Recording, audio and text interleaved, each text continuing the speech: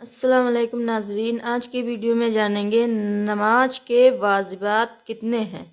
اگر ویڈیو پسند آئے تو لائک ضرور کریں۔ آپ جانتے ہی ہوں گے کہ نماز کے اندر کچھ چیزیں سنت ہیں، کچھ چیزیں واجب تو کچھ چیزیں فرض ہیں۔ جیسے اگر ہم کہیں کہ نماز میں فرض کیا ہے تو آپ کہیں گے جیسے رکوع کرنا، سجدہ کرنا، اور اگر ہم کہیں کہ واجب کیا ہے تو آپ کہیں گے جیسے سورہ فاتحہ پڑھنا اور وتر میں دعائے قنوت پڑھنا وغیرہ۔ تو ہم آج آپ کے لیے نماز کے کچھ واجبات لے کر آئے ہیں جن کو سمجھنا بہت ضروری ہے، کیونکہ اگر ان میں سے کوئی چھوٹا تو سجدہ سہو واجب ہو جائے گا، اور اگر آپ سجدہ سہو نہیں کرتے تو آپ کی نماز نہیں ہوگی۔ اس لیے سمجھ لیں۔ فرض اور واجب کا فرق۔ عمل کے اعتبار سے واجب اور فرض میں کوئی فرق نہیں ہے۔ جس طرح فرض پر عمل ضروری ہے اسی طرح واجب پر عمل ضروری ہے۔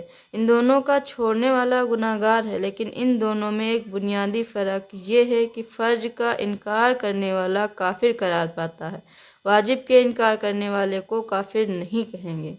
نماز کے واجبات۔ نمبر 1، سورہ فاتحہ پڑھنا یعنی الحمد شریف پڑھنا۔ نمبر 2، سورہ فاتحہ کا تکرار نہ کرنا۔ ہر رکعت میں سورہ فاتحہ صرف ایک بار واجب ہے، لیکن اگر 2 بار پڑھ لیا تو سجدہ سہو واجب ہو جائے گا۔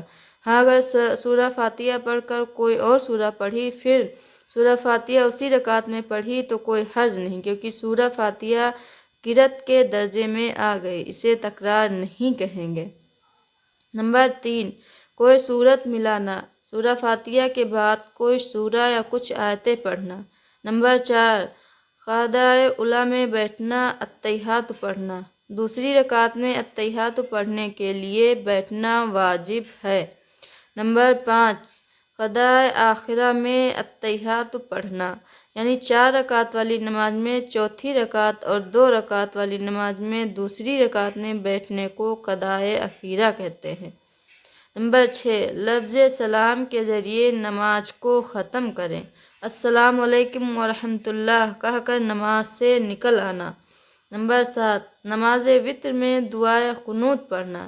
وتر کی نماز میں جب تیسری رکعت پڑھتے ہیں تو اس رکعت میں دعائے قنوت پڑھنا واجب ہے۔ نمبر 8، فرض کی پہلی 2 رکعت میں قرأت کرنا۔ فرض کی پہلی 2 رکعتوں میں سورہ فاتحہ کے بعد سورہ ملانا واجب ہے۔ اگر ان کو چھوڑ کر تیسری یا چوتھی میں قرأت کی تو واجب چھوٹنے کی وجہ سے سجدہ سہو لازم ہو جائے گا۔ نمبر 9، رکوع اور سجدے میں اطمینان کا مظاہرہ کرنا۔ ہر چیز کو اطمینان سے یعنی اچھی طرح ٹھہر کر رکوع اور سجدہ کرنا، اور پہلے سجدے سے اٹھ کر اطمینان سے بیٹھنے کے بعد پھر دوسرا سجدہ کرنا۔ نمبر 10، سجدے میں پیشانی کے ساتھ ناک زمین پر رکھنا۔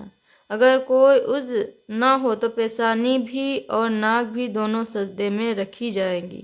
نمبر 10، قوما کرنا۔ رکوع کے بعد سیدھے کھڑے ہونے کو قوما کہتے ہیں، جس میں سمیع اللہ لمن حمدہ پڑھا جاتا ہے۔ نمبر 12، جلسہ کرنا۔ پہلے سجدے میں اٹھنے کے بعد دوسرے سجدے میں جانے سے پہلے سیدھے بیٹھ جانے کو جلسہ کہتے ہیں، اور یہ واجب ہے۔ نمبر 13، جہری نماز میں جہری سری نماز میں سری قرأت کرنا۔ مغرب اور عشاء کی پہلی 2 رکعتوں میں اور فجر کی دونوں رکعتوں میں امام کا بلند آواز سے پڑھنا، اور ظہر اور عصر کی 4 رکعتوں میں، مغرب کی آخری رکعت میں اور عشاء کی آخری 2 رکعت میں آہستہ پڑھنا واجب ہے۔ اگر سری نمازوں ظہر اور عصر میں 3 چھوٹی آیتوں یا ایک لمبی آیت کے بقدر زور سے قرأت کی تو سجدہ سہو لازم ہے۔